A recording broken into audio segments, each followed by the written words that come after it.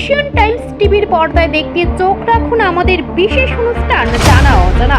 এই বিশেষ আয়োজনে তুলে ধরা হবে নানা অজানা তথ্য, রহস্যময় ঘটনা, ইতিহাসের অজানা অধ্যায় এবং সমাজের এমন কিছু বাস্তব কাহিনী যা অনেকের কাছে এখনো অজানা।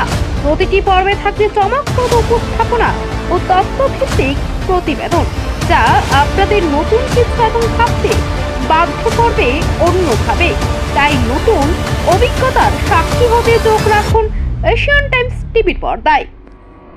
নমস্কার, এশিয়ান টাইমস টিভির জানা অজানার হেলথ চেম্বারের আরও একটি পর্বে আপনাদের সবাইকে স্বাগত।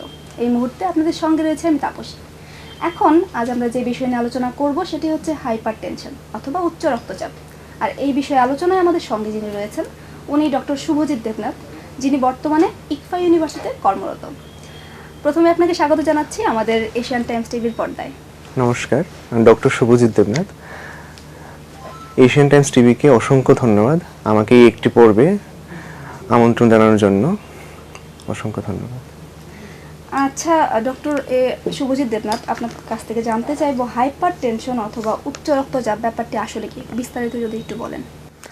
2017 সালের আমেরিকান হার্ট অ্যাসোসিয়েশন অনুযায়ী উচ্চ রক্তচাপ সাধারণত 130 বা সিস্টোলিক যেটাকে বলে, আর এটা ডায়াস্টোলিক, এটা আপাতত 130/90 যদি বেশি হয় আমাদের ব্লাড প্রেশারে মেপে, তখন সেটাকে আমরা সাধারণভাবে উচ্চ রক্তচাপ বলতে পারি।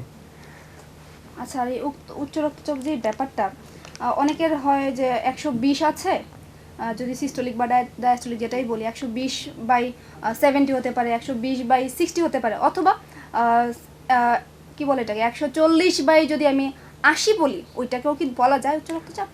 আমাদের উচ্চ রক্তচাপ সেটাই যে আমাদের যখন আমরা ব্লাড প্রেশার যখন মাপি তখন সিস্টোলিক আর ডায়াস্টোলিক বোঝে। তো সিস্টোলিক ব্লাড প্রেশারে যখনকার উপরেরটা সাধারণত আমরা যেটাকে পেশেন্টদের বলে থাকি, তো সেটা যখন সাধারণত 130-এর যদি বেশি হয়ে যায়, আর আমাদের নিচেরটা যেটাকে বলা হয় ডায়াস্টোলিক বলা হয়, সেটা যদি 90-এর বেশি হয় তখন সেটাকে সাধারণভাবে উচ্চ রক্তচাপ বলা যেতে পারে। আবার এখন উচ্চ রক্তচাপ কারণভেদে আরও অনেকগুলি টাইপস হতে পারে। তো সেই টাইপগুলি যদি একটু বিস্তারিত বলেন। টাইপগুলি সাধারণতভাবে বলা যেতে পারে, যেমন অ্যাজ পার গাইডলাইন অনুযায়ী বলা হয়েছে যে স্টেজ 1, এটাকে 3-4 ভাগে আমাদের ভাগ করতে পারি। একটা যেমন স্টেজ 1, যেটাকে স্টেজ 1 ব্লাড প্রেশার হাইপারটেনশন বলে। তো সেটাতে দেখা যাচ্ছে যে ব্লাড প্রেশার বা রক্তচাপ যখন 130 মানে 130/বাই যখন 90-এর বেশি হয় তখন সেটাকে আমরা স্টেজ 1 হাইপারটেনশন বলতে পারি। আর স্টেজ 2 হাইপারটেনশন বলতে আমরা যখন এটাকে আবার অনেক সময় দেখা যায় কি কারোর রক্তচাপ 150/110 কাছাকাছি চলে যায়, তখন সেটাকে আমরা স্টেজ 2 হাইপারটেনশন বলতে পারি।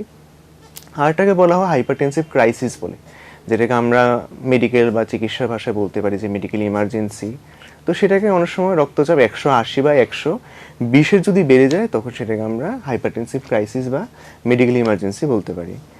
আর সাধারণভাবে আরেকটা প্রকারভেদ আছে যেটাকে বলা হয় ম্যালিগনেন্ট হাইপারটেনশন বলে। তো তখন সেটাও সেম হাইপারটেনসিভ ক্রাইসিসের সাথে যদি আমাদের বলা হয় কোনো এন্ড অর্গান ড্যামেজ, কোনো তার সাথে কোনো রকম, যেমন আমাদের চোখের সমস্যা হচ্ছে কোনো রোগীর দেখতে সমস্যা হচ্ছে বা কোনো রোগীর কিডনিতে সমস্যা করছে, তো তখন সেটাকে আমরা প্রাথমিকভাবে উচ্চ রক্তচাপ বা ওই ম্যালিগনেন্ট হাইপারটেনশন যেটাকে আমরা সাধারণভাবে বলতে পারি। তাহলে রক্তচাপের সঙ্গে কি অর্গান ড্যামেজের ব্যাপারও আছে? হ্যাঁ, রক্তচাপের সাথে সেটা সাধারণত 180/120-এর পরে গেলে যাদের মানে একদম আনকন্ট্রোলেবল থাকে, তো তখন সেটা অনেকটা এন্ড অর্গান ড্যামেজের মতো হতে পারে। যে কোনো অর্গান ড্যামেজ হতে পারে। যে কোনো অর্গান ড্যামেজ হতে পারে, সাধারণত এটাকে আমরা এন্ড অর্গান ড্যামেজ বলি। যেমন আমাদের কিডনি ড্যামেজ হতে পারে, বা অনেক সময় কারো চোখে ঝাপসা দেখা, যেটাকে ওই রেটিনার সমস্যা এটা থাকতে পারে। তো অনেক রকম হতে পারে, অনেকের হার্ট ফেলিওর একটা সমস্যা হয়ে যেতে পারে। তো সেটাকে ওই টার্গেট অর্গান ড্যামেজ আমরা মেডিকেল ভাষায় বলে থাকি। তো সেটাই মানে ম্যালিগনেন্ট হাইপারটেনশন, মানে উচ্চ রক্তচাপজনিত মানে ইমার্জেন্সি হাইপারটেনসিভ ক্রাইসিসের সাথে ওইটাকে আমরা অ্যাড করে দিতে পারি। আচ্ছা, এই যে উচ্চ রক্তচাপের ক্ষেত্রে কি বয়সের কোনো ভেদাভেদ আছে, যে বাচ্চারও কি হতে পারে, অথবা শুধুমাত্র একটা নির্দিষ্ট বয়সের পরেই হয়, এই বয়সের আগে হয় না, এরকম কোনো কনসেপ্ট কি আছে? বয়স, এটা সাধারণত একটু বলতে গেলে বয়স অনুযায়ী এটার মানে ভেদাভেদটা বিভিন্ন রকম হতে পারে। সাধারণত আমাদের দেখা যায় যে আমরা অ্যাজ পার এক্সপিরিয়েন্স যতটা দেখেছি যে ছেলেদের ক্ষেত্রে সেটা সাধারণত একটু বেশি হচ্ছে মহিলাদের তুলনায়। কিন্তু আবার দেখা যাচ্ছে এখনকার দিনে কিছু লাইফস্টাইলগত মডিফিকেশনের কারণে, কিছু খাদ্যাভ্যাসের কারণে জড়িত কারণে আবার দেখা যাচ্ছে আমাদের কিছু ইয়ং জেনারেশনের মধ্যে যারা উঠতি বয়সী ছেলেমেয়েরা, আমাদের স্কুল কলেজ উঠতি বয়সের মধ্যে যারা পড়ছে, যেমন প্রায় ধরুন 17 থেকে 25 বছরের মধ্যে দেখা যায়, তখন উচ্চ রক্তচাপটা ওদেরকে আরও বেশি পরিমাণে বাড়তে দেখা যাচ্ছে। আচ্ছা, তো এই ক্ষেত্রে উচ্চতা বা ওজন কোনো ম্যাটার করে? হ্যাঁ, ওজনটা এখানে অনেকটাই গুরুত্বপূর্ণ, কারণ আমরা যদি ঠিকঠাক মতো খাদ্যাভ্যাসে না চলি বা লাইফস্টাইল মডিফিকেশন না করতে পারি, তখন দেখা যায় সাধারণত ওজনটা বেড়ে গেলে সাধারণত এই উচ্চ রক্তচাপটা সাধারণত বেশি এফেক্ট করতে পারে। ওজন বেড়ে গেলে উচ্চতার সঙ্গে কোনো সম্পর্ক? উচ্চতার সাথে এরকম একটা কিছু না, সাধারণত ওজনটার ক্ষেত্রেই যেটা আমরা ওবেস পেশেন্ট বলে থাকি, মডারেটলি ওবেস বা কি বলে ওভারওয়েট হয়ে গেলে, তখন সাধারণত দেখা যাচ্ছে যে উচ্চ রক্তচাপ সাধারণত ওই পেশেন্টদেরই সাধারণত হচ্ছে, বেড়ে যাচ্ছে। আচ্ছা, তো এই যে কোন কোন সিমটমস দেখলে কেউ বুঝবে যে আমার হাইপারটেনশন বা উচ্চ রক্তচাপ জনিত সমস্যা হচ্ছে? উচ্চ রক্তচাপ জনিত রোগীদের সাধারণত আমরা কি বলি, অনেক সময় দেখা যাচ্ছে কি, যাদের উচ্চ রক্তচাপ ধরা পড়ে ঠিকঠাক মতো ওষুধ খাচ্ছে না, বা যাদের হঠাৎ করে প্রথম থেকে উচ্চ রক্তচাপ ধরা পড়ছে, অনেক সময় এরকম সিমটম নিয়ে আসে যে ওদের নাকি ঘাম দিচ্ছে শরীর, একটা ঘাড় ব্যথা করছে, বা যাদের অত্যাধিক বেশি যে চোখে ঝাপসা দেখছে বা মাথা ঘুরাচ্ছে, প্রথম কথা হলো এটা। তো অনেকে এসে বলে যে স্যার বা ম্যাডাম, আমাদের বাবা খুব বমি পাচ্ছে, খুব এরকম সাধারণ সমস্যা কিছু দেখে আমরা প্রাথমিকভাবে এই উপসর্গগুলিকে আমরা দেখে আমরা বুঝতে পারি যে হয়তোবা উচ্চ রক্তচাপের প্রথম পর্যায়ে কোনো একটা সমস্যা হয়েছে। আচ্ছা, যে উচ্চ রক্তচাপের সঙ্গে যে বমির কথাটা বললেন, অনেকেই যে শুধু মাথা ব্যথা কিন্তু অনেকেই থাকে, স্ট্রেস থেকে মাথা ব্যথা করে, এমনিতেও কিন্তু অনেকের মাথা ব্যথা করে। তো মাথা ব্যথা বেশি হলেও কিন্তু অনেক সময় বমি ভাবটা হয়। তো উচ্চ রক্তচাপের ক্ষেত্রে যেই বমির কথাটা বললেন, ওই দুটোর মধ্যে আসলে তফাৎটা ঠিক কোন জায়গায়? যে উচ্চ রক্তচাপের জন্যই কি বমি ভাবটা হচ্ছে বা মাথা ব্যথাটা হচ্ছে, নাকি নর্মাল? হ্যাঁ, এটা অনেকের থাকে যে সাধারণত এরকম কিছু না যে উচ্চ রক্তচাপ হলে যে মাথা ব্যথা করতে থাকবে, এরকম কিছু না। তো অ্যাকচুয়ালি আমাদের প্রাথমিক উপসর্গ নিয়ে এগুলো যখন পেশেন্ট আসছে, যখন জিজ্ঞেস করছে যে স্যার আমার তো এরকম এরকম অনেকটা ব্যথা করছে, যে ঘাড় ব্যথা করছে বা মাথা ঘোরাচ্ছে, মাথা ব্যথা করছে, তো তখন আমরা অনেক সময় দেখি কি প্রাথমিক পর্যায়ে আমরা দেখি যে পেশেন্টদের যে উচ্চ রক্তচাপটাই কিছুটা পরিমাণে বাড়ছে। তো তার সাথে আবার আরও অনেক কিছু সমস্যা থাকতে পারে, অনেকের যেমন মাইগ্রেনের সমস্যা থাকতে পারে, অনেকের চোখের সমস্যা থাকতে পারে, অনেকের সাইনাসগত ইস্যু থাকতে পারে, যার কারণ জন্য অনেক সময় মাথা ব্যথার কারণ হতে পারে। তো মাথা ব্যথার কারণের সাথেই যে মাথা ব্যথা হলেই যে আমাদের উচ্চ রক্তচাপ হবে, সেটাও কোনো ব্যাপার না। আর সাধারণত উচ্চ রক্তচাপের একটা সাধারণ উপসর্গ হিসেবে আমরা মাথা ব্যথাকে ধরতে পারি। আর মাথা ব্যথা হলেই যে উচ্চ রক্তচাপ হবে, সেরকমটা আমাদের কোনো ব্যাপার নয়, এটা অনেক কারণ থাকতে পারে। আচ্ছা, এখন আমরা জানতে চাইবো, অনেকের কি হয় প্রেগন্যান্সি পিরিয়ডে হাইপারটেনশন হওয়ার চান্সেস থাকে। অনেকের normally blood pressure low, but কি হয় প্রেগন্যান্সি পিরিয়ডে তার প্রেশার কিন্তু অনেক সময় বেড়ে যাচ্ছে। তো ওই ক্ষেত্রে আপনি কি বলবেন? হ্যাঁ, প্রেগনেন্সি পিরিয়ডে এখনকার দিনে ম্যাক্সিমামই হচ্ছে যে গর্ভাবস্থায় দেখা যাচ্ছে যে কি নাকি এই প্রেশার হঠাৎ করে বেড়ে যাচ্ছে। তো সেটাকে আমরা সাধারণত প্রেগনেন্সি অবস্থায় উচ্চ রক্তচাপের ক্ষেত্রে যেটা বোঝাচ্ছে যে 140/90 বা 95 অনেকে এরকম থাকছে। তো এটা হঠাৎ করে বেড়ে গেলে আমরা সেটাকে গর্ভাবস্থায় ইক্লেমশিয়া বলে থাকি সাধারণত। সেটাকে প্রাথমিকভাবে আমাদের এটাকে প্রি ইক্লেমশিয়া বলে থাকে। এখন অনেকে দেখা যাচ্ছে যে ইক্লেমশিয়া অনেকটা এতটাই পরিমাণে বেড়ে যাচ্ছে যে পেশেন্টদের কিছুটা পরিমাণে খিঁচুনিও হতে পারে। তো সেটাকে আমরা অনেক সময় খিঁচুনি হতে পারে বা চোখের সমস্যা থাকতে পারে বা অন্য কোনো রকম সাধারণত দেখা যায় যে এরকম হয় পেশেন্ট আসলে পরবর্তী সময় আমরা প্রেগনেন্সির সময় একটা ইউরিন টেস্ট করা হয়। তো ইউরিন টেস্টে অনেক সময় দেখা যাচ্ছে কি ইউরিনের সাথে অ্যালবুমিন এমন কিছুটা পরিমাণে বেরোচ্ছে, তখন সেটাকে আমরা ইক্লেমশিয়া বলে থাকি। যে গর্ভাবস্থায় হঠাৎ করে সেরকমভাবে বেড়ে যায়, তখন সেটাকে অ্যাজ পার পেশেন্টদের দেখে আমরা ডায়াগনোসিস করে তারপর আমরা পেশেন্টদের সেরকমভাবে চলতে বলে থাকি। এটা তো প্রিভেন্ট করার কি কোনো উপায় আছে যে প্রেগন্যান্সিতে পিরিয়ড যাতে না হয়? হ্যাঁ, অনেকেরই দেখা যাচ্ছে যে সাধারণ অবস্থায় কোনো রকমের উচ্চ রক্তচাপ থাকে না, কিন্তু প্রেগনেন্সি অবস্থায় হঠাৎ করে রক্তচাপটা বেড়ে যায়। তখন আমরা মোটামুটি কিছুটা প্রায় 20 থেকে 25 সপ্তাহ সাধারণত এমনিতেও প্রেগনেন্সি অবস্থায় বেশি একটা বিশেষ প্রয়োজন ছাড়া মাদের মেডিসিন দেওয়া হয় না। তো তখন দেখা যাচ্ছে যে কি রোগীদের প্রায় 25 সপ্তাহ অবধি একটা মোটামুটি কিছু একটা মেডিসিন, মিথাইল ডোপা, লেবোডোপা বা কিছু এরকম বিটা ব্লকার জাতীয় কিছু একটা দেওয়া যেতে পারে। কিন্তু এটাও নির্দিষ্ট পেশেন্টদের ভালো করে কাউন্সিল করে সব কিছু দেখে তারপর এটা বিবেচনা করে দেওয়া যেতে পারে। 25 সপ্তাহ অবধি মোটামুটি এটা। অনেক সময় আবার প্রেগনেন্সির সময় এটাও ভেতর তখন আমাদের ওই যে ট্রিটমেন্ট হিসেবে আমাদের ম্যাগনেসিয়াম সালফেট বা অন্য কিছু সেটাও দেওয়া যেতে পারে। আচ্ছা, এখন প্রেগন্যান্সি পিরিয়ডে যদি কেউ চায় যে আমি ট্যাবলেট বা মেডিসিন নেব না, but I will modify my lifestyle, means lifestyle মডিফিকেশনের মাধ্যমে কি কিছু করা যায়? এটা একটা সীমিত সংখ্যক অবধি, একটা সীমিত লিমিটেশন অবধি প্রযোজ্য, এর বেশি আর পাওয়া যায় না। কারণ অত্যাধিক পরিমাণে লিমিটেশন যখন বেশি হয়ে যায় তো তখন সাধারণত আমাদের কি করতে লাগে, তখন যে ডক্টর বা যাকে দেখাচ্ছেন ওনাকে রীতিমতো দেখে তখন ওষুধ সেবন করাটাই আমাদের ভালো একটা প্রযোজ্য বলে মনে হয়। কারণ ঠিকঠাক মতো ওষুধ যদি শুরু করতে না পারলে পরবর্তী সময় দেখা যায় যে অনেক সময় তার থেকে প্রেগনেন্সি মিসক্যারেজ হতে পারে, বা অনেক সময় প্রেগনেন্সি অন্য আরও অনেক সাধারণত কারণবশত আমরা অনেক কিছু হয়ে যেতে পারে। তো সেটাই বলছি যে অ্যাটলিস্ট আমাদের মেডিসিন গ্রহণ করাটা, একজন ভালো ডক্টর চিকিৎসকের সাথে পরামর্শ অনুযায়ী চিকিৎসক যেরকমভাবে পরামর্শ দিচ্ছে সেরকমভাবে ওষুধ গ্রহণ করাটাই মানে আপাতত বাড়বে, এটার সমাধান হচ্ছে। তো এই যে উচ্চ রক্তচাপের জন্য জীবনযাত্রাটা আসলে আমাদের অনেক সময় না যে লাইফস্টাইল এরকম, অনেকে খুব বেশি ড্রিঙ্ক করছে, খুব বেশি স্মোকিং করছে, তো এইসবের জন্য স্পেশালি তো হচ্ছে না হচ্ছে। এখন এটাই সবচেয়ে বড় যে এখন আমাদের লাইফস্টাইল, কারণ এখন দেখা যাচ্ছে কি আমাদের স্কুল উঠতি বয়সী বাচ্চারা এবং যারা পেশাদারী আমাদের যারা আছে তারা সবাই মোটামুটি একটা দেখা যাচ্ছে কি ফাস্ট ফুডের দিকে বেশি পরিমাণে আসক্ত। আর অ্যাকচুয়ালি পেশাদারী হওয়ার কারণে দেখা যাচ্ছে যে সকালবেলা বা বিকেলবেলা ততটা ব্যায়াম সব কিছু করাটা পসিবল হচ্ছে না দেখা যাচ্ছে। তো ওই রকম ক্ষেত্রে দেখা যায় যে ওদেরই সাধারণত যে অল্প বয়সী ইয়ং অ্যাডাল্টস বা যারা প্রফেশনাল থাকে তাদের দেখা যাচ্ছে যে অনেক সময় রক্তচাপটা হঠাৎ করে বেড়ে যাচ্ছে। তো যারা মোটামুটি তার মধ্যে লাইফস্টাইল মডিফিকেশনের মধ্যে অত্যাধিক পরিমাণে কেউ ফাস্ট ফুড খাচ্ছে বা অনেক সময় ড্রিঙ্ক করছে বা ঠিকঠাক মতো ব্যায়াম করছে না, তো তখন দেখা যায় যে এই সমস্ত কারণবশত এইসব জেনারেশনের মানুষগুলির মধ্যে সাধারণত উচ্চ রক্তচাপটা খুব বেশি পরিমাণে এখন প্রতিফলিত হচ্ছে।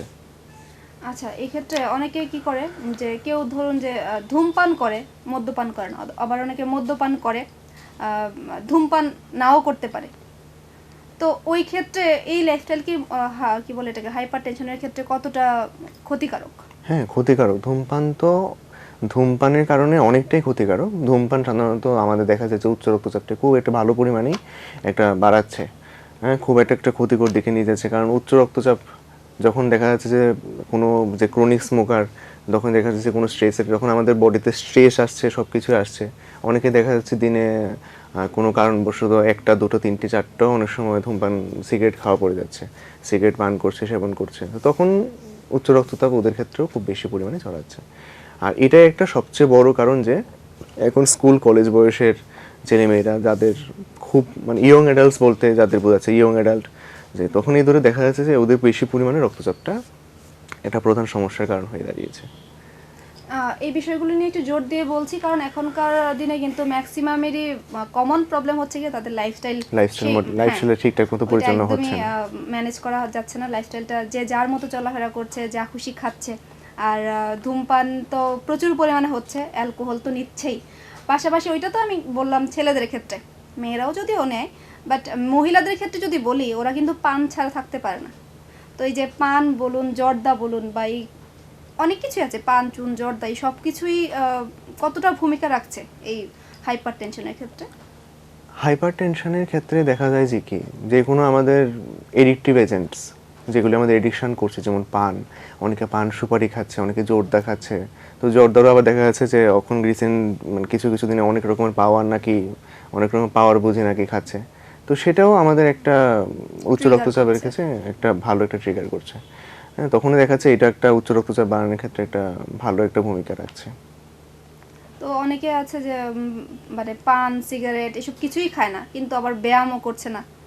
তো ওদের ক্ষেত্রেও তো ঝুঁকি হতে পারে। হ্যাঁ, ওদের ক্ষেত্রেও ঝুঁকি হতে পারে। আর আজকাল দেখা যাচ্ছে সবাই মোটামুটি প্রফেশন হওয়ার কারণে সকালবেলা ততটা রেডি হয়ে স্কুল, কলেজ, অফিস, আদালতে সব কিছু যেতে হচ্ছে।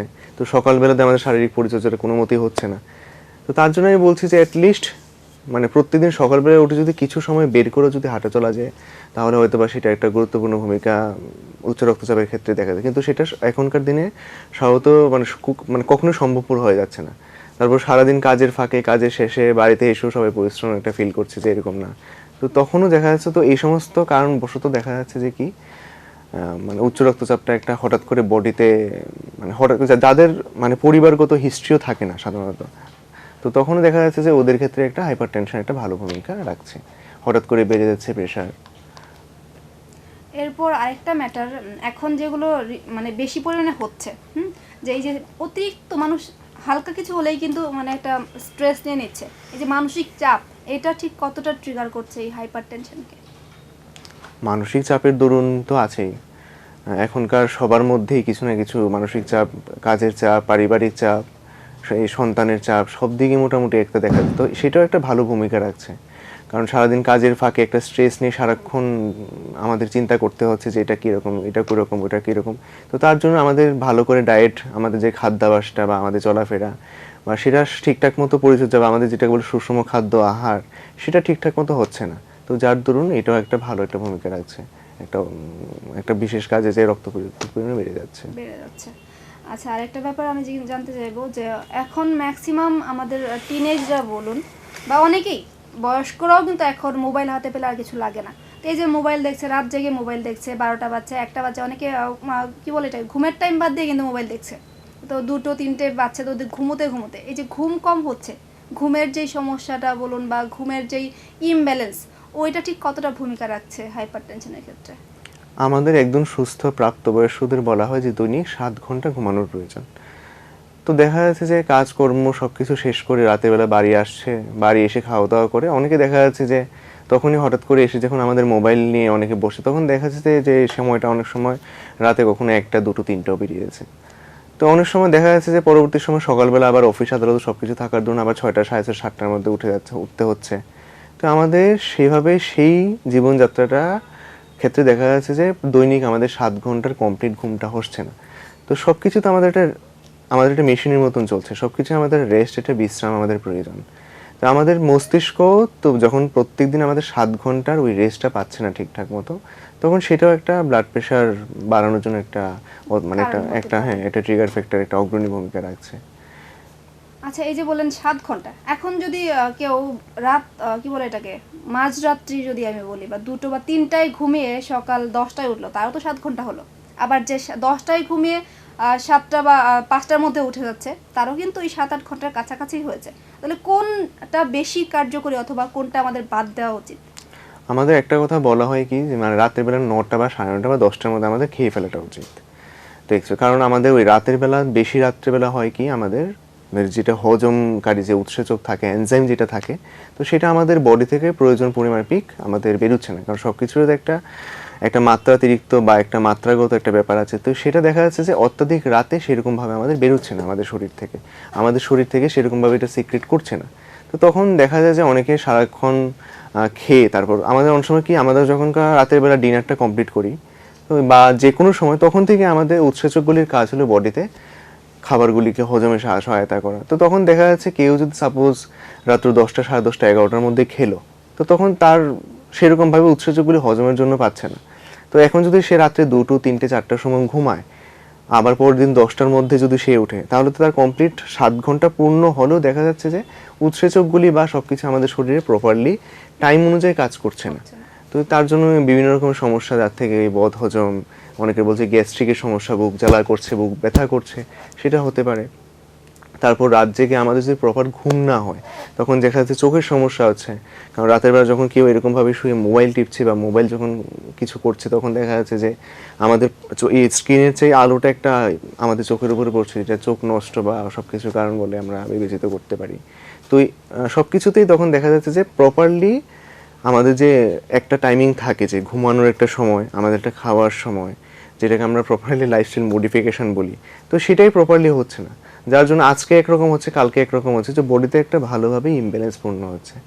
তো যেটা আমাদের উচ্চ রক্তচাপের ক্ষেত্রে একটা ভালো একটা ভূমিকা রাখছে।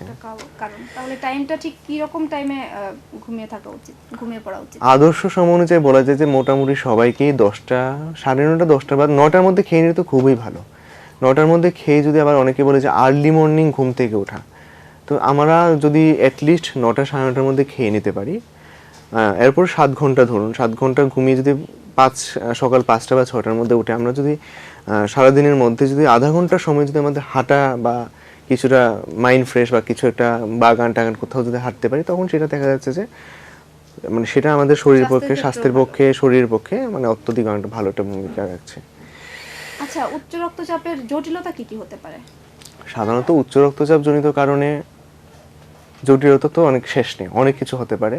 তার মধ্যে অনেক কারণবশত দেখা যাচ্ছে যে অনেকের উচ্চ রক্তচাপ জনিত কারণে কিডনির সমস্যা হতে পারে, কিডনিতে কোনো রকমের ক্রনিক কিডনি ফেলিওর বলে বা অ্যাকিউট কিডনি ফেলিওর বলে ওটা হতে পারে, হার্টের সমস্যা হতে পারে, হার্ট ব্যথা হতে পারে, এরিথমিয়া হতে পারে, বা অনেক সময় যে হার্টের কার্যকারিতা যেটা একটা প্রপারলি সেটা থেকে ঠিকঠাক মতো হার্ট কাজ না করতে পারে। তারপর দেখা যায় চোখের সমস্যা হতে পারে, চোখে অনেক সময় রেটিনা ঝাপসা, কোনো কোনো রোগী এসে বলে যে আমরা ঝাপসা দেখছি, হ্যাঁ সেটা হতে পারে, বদহজমের কারণ হতে পারে, কারণ অনেক কিছু হতে পারে। তারপরে অনেকে বলছে যে প্রেশার থেকে নাকি এরকম যখন অনেকে আবার এমন আছে যে মেডিসিন ঠিকঠাক মতো গ্রহণ করছে না, তো তখন তাদেরও দেখা যাচ্ছে যে সেই কারণবশত যে শরীর খারাপের কারণগুলো ক্রমাগত চলতেই থাকছে কোনো না কোনোভাবে। তো কারণ নানা রকমই হতে পারে। তারপরে এরকমভাবে কন্টিনিউয়াস চলতে চলতে চলতে চলতে সেটা থেকে অনেক জটিলতা মোটামুটি একটা ভালো একটা সৃষ্টি হতে পারে। আচ্ছা, এই উচ্চ রক্তচাপের সঙ্গে হার্ট অ্যাটাক অথবা স্ট্রোকের সম্পর্ক ঠিক কতটা? হ্যাঁ, উচ্চ রক্ত অনেক সময় কি দেখা যায় যে আমাদের অ্যাকচুয়ালি মানে রক্তচাপের অনেক সময় দেখা যায় উচ্চ রক্তচাপের ক্ষেত্রে আমাদের বাল্বগুলো ঠিকঠাক মতো কাজ করছে না, বা যখন হার্টের বাল্বগুলি যখন ব্লাড যখন যাচ্ছে তখন দেখা যাচ্ছে উচ্চ রক্তচাপ ক্রুজজনিত কারণে খুব বেশি পরিমাণে ভীষণ একটা ভলিউম নিয়ে আমাদের যেতে হচ্ছে। তো যার ধরুন এখনকার দিনে সবচেয়ে বেশি সমস্যা হচ্ছে ভাল্ব খারাপ হচ্ছে, হার্ট অ্যাটাক, এইসব সমস্যা হতে পারে, হার্ট অ্যাটাকের ঝুঁকিটা বাড়িয়ে দিতে পারে। তারপর অনেকে বলছে যে মানে ওই স্ট্রোকের সমস্যা যেটা বলছে, আমাদের মস্তিষ্কে অতিরিক্ত রক্তক্ষরণ টরণ এসব সমস্যাও উচ্চ রক্তচাপজনিত কারণে হতে পারছে এখন। আচ্ছা, তো এই উচ্চ রক্তচাপ নিয়ন্ত্রণের জন্য আপনি বা ট্রিটমেন্ট কি হতে পারে? সাধারণত উচ্চ রক্তচাপের ফরমোস্ট যে ট্রিটমেন্ট বলতে থাকে সেটা হলো আমাদের লাইফস্টাইল মডিফিকেশন করা, আমাদের খাদ্যাভ্যাস পরিবর্তন করা, প্রয়োজনাদি আমাদের প্রচুর পরিমাণে ব্যায়াম করা, হাঁটা চলা, আর আমাদের খাদ্যে যেরকম অত্যাধিক পরিমাণে তেল মশলা বা যেটাকে বলে লবণ, কাঁচা লবণ, যে পাতে কাঁচা লবণটা খাওয়া ঠিক থাকে না, তো এটা আমাদের পুরোপুরি তো বর্জন করা সম্ভব না, যে যতটা সম্ভব আমাদের কম গ্রহণ করা উচিত। কাঁচা লবণের পরিমাণটা ঠিক কিরকম হওয়া উচিত? অথবা কাঁচা লবণ অনেকে বলে কি আমি লবণ ভেজে তারপর খাই। হ্যাঁ, এটা অনেকেই বলে থাকে, অনেকের কনসার্ন থাকে যে আসলেই ঠিক, অনেকেই বলে থাকে যে নাকি যে মানে আমরা তো পাতে কাঁচা লবণটা খাচ্ছি না, আমরা তরকারিতে দিয়ে তারপর যেটা হচ্ছে এটা খাচ্ছি। তো অ্যাকচুয়ালি কাঁচা লবণ বা যেটাই হোক, আমাদের লবণের পরিমাণটা প্রতিদিন মোটামুটি 2 গ্রামের মতন আমাদের রাখা উচিত। তো এটা তো আর মেপে খাওয়া সম্ভব না যে আমাদের 2 গ্রাম মেপে আমরা লবণ খাবো, তো সেটাকে বলে মোটামুটি 1.5 থেকে 2 চামচের মতন লবণ কোনো সুস্থ মানুষ প্রতিদিন এটা খাওয়াটা দরকার, এটা খেতে পারে। হ্যাঁ, তো তারপরও তার সাথে অনেকে বলছে যে না ওই যেটাকে বলে ওই ফাস্ট ফুড খাচ্ছে, বিভিন্ন রকম সস থাকছে, যেমন সস খাচ্ছে, যেমন সোয়া সস খাচ্ছে, তো এখানে দেখা যাচ্ছে কি 1 চামচের মধ্যে আমাদের প্রায় 1 থেকে 1.5 গ্রামের মতন বেশি চলে আসছে। তো তখন ইনটেকটা বেশি পরিমাণে হয়ে যাচ্ছে, তো সেটা থেকেও আমাদের ইনটেকের পরিমাণটা বাড়ছে। তো অ্যাকচুয়ালি কী হয়, উচ্চ রক্তচাপের ক্ষেত্রে লবণটা যখন আমরা বডিতে গ্রহণ করি, তো লবণটা অ্যাকচুয়ালি কী করে, লবণটাও তার সাথে আমাদের কিছুটা অ্যামাউন্ট জলের পরিমাণও আমাদের রক্তে চলে আসে, তখন যার ধরুন যে অ্যামাউন্টের আমাদের ব্লাড থাকে তার সাথে জলও ঢুকে যায়, তো জল সব কিছু মিলে না ব্লাডটার উপর একটা ভালো একটা প্রেশার করে, তো যেটা থেকে আমাদের সাধারণত উচ্চ রক্তচাপ হয়। তো এটার ক্ষেত্রে লবণের ভূমিকা তো খুবই, তার সাথে আমাদের টাস্ট ফুড যা আছে মোটামুটি সেগুলো আমাদের মোটামুটি ভালোভাবে ওজন করা উচিত, ওজন নিয়ন্ত্রণ করা উচিত। এটার জন্য হাঁটা চলা সবকিছু আমাদের মোটামুটি একটা লিমিটের মধ্যে আমাদের করা উচিত। আর যারা কি বলে এটাকে খাবার দাবারের ক্ষেত্রে যারা একদমই যাদের কন্ট্রোল থাকে না, ওদের ক্ষেত্রে আপনি কি বলবেন, কিভাবে খাবার খাওয়া উচিত বা খাদ্যাভ্যাস কিরকম হওয়া উচিত, ফলমূল শাকসবজি সবকিছু মিলিয়ে? সবকিছু আমাদের যেটা বলা হয় সুষম খাদ্য, বা একজন প্রাপ্তবয়স্ক পুরুষ মানুষ বা একজন প্রাপ্তবয়স্ক মহিলা মানুষদের প্রত্যেকদিন আমাদের মোটামুটি 2200 কিলো ক্যালোরির মতন, আর মহিলাদের ক্ষেত্রে সাধারণত 1800 থেকে 2000 মতন কিলো ক্যালোরি এটা গ্রহণ করতে লাগে। তো আমাদের খেয়াল রাখতে লাগবে কি যে যতটা ক্যালোরি আমরা গ্রহণ করছি ততটা ক্যালোরি যাতে আমরা বর্জনও করতে পারি। তো তার সাথে অনেকে প্রতিনিয়ত, আমাদের তো এখনকার দিনে সবারই তো ইচ্ছে করে ফাস্ট ফুড খাওয়ার জন্য, হ্যাঁ খেতে পারো, তবে কিছুটা লিমিটের জন্য। অনেকে আছে যে প্রতিদিনের অভ্যাসেই, প্রতিদিনের স্বাস্থ্যাভ্যাসেই প্রতিদিনই কিছু না কিছু করে এটা গ্রহণ করা হচ্ছে, তো এটাকে কিছুটা পরিমাণ নিয়ন্ত্রণ করা উচিত। আর দেখা যাচ্ছে এখনকার দিনে মোটামুটি যেটা সবার উঠতি বয়সকে, যে বাড়িতে খাবারটা কম হচ্ছে, তো বাড়িতে রান্না করে ওইটার মধ্যে ওই খাবারটা ভালোভাবে গ্রহণ করা উচিত।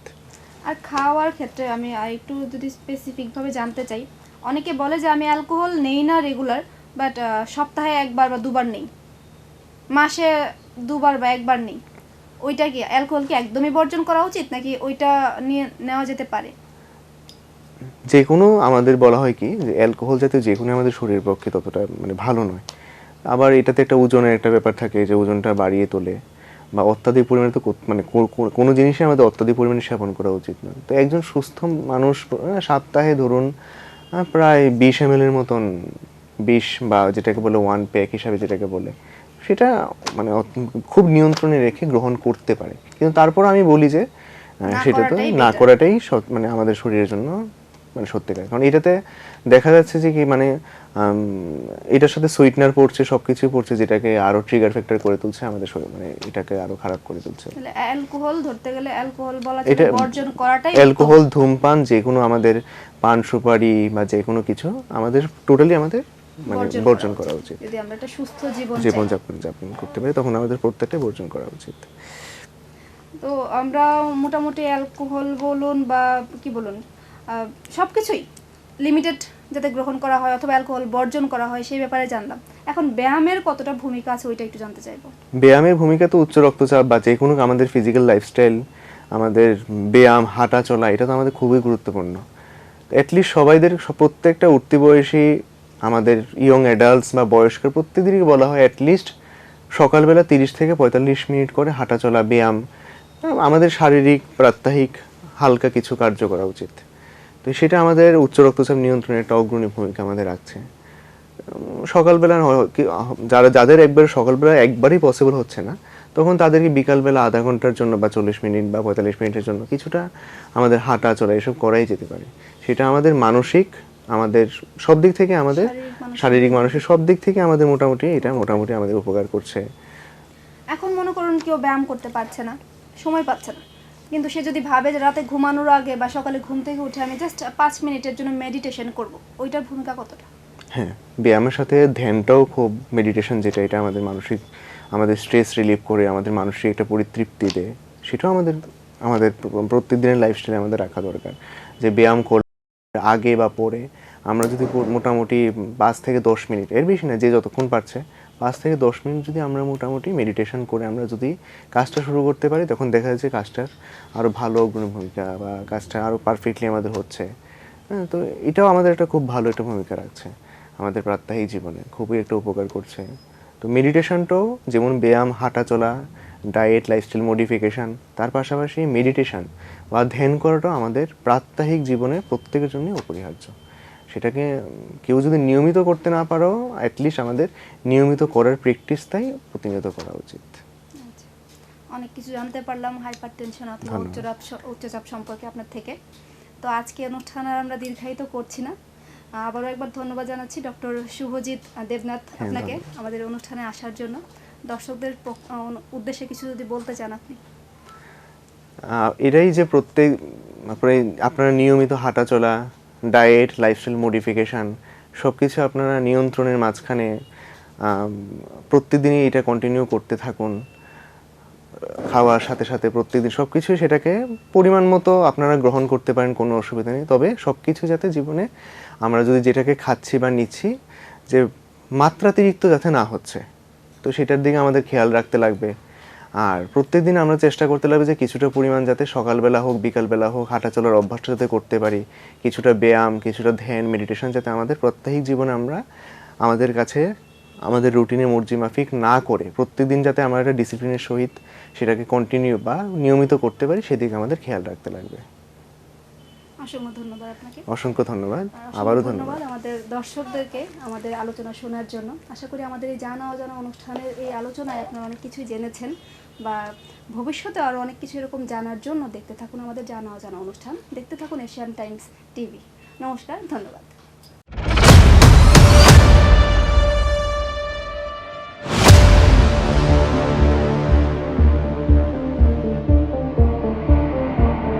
এশিয়ান টাইমস টিভির পর্দায় দেখতে চোখ রাখুন আমাদের বিশেষ অনুষ্ঠান জানা অজানা।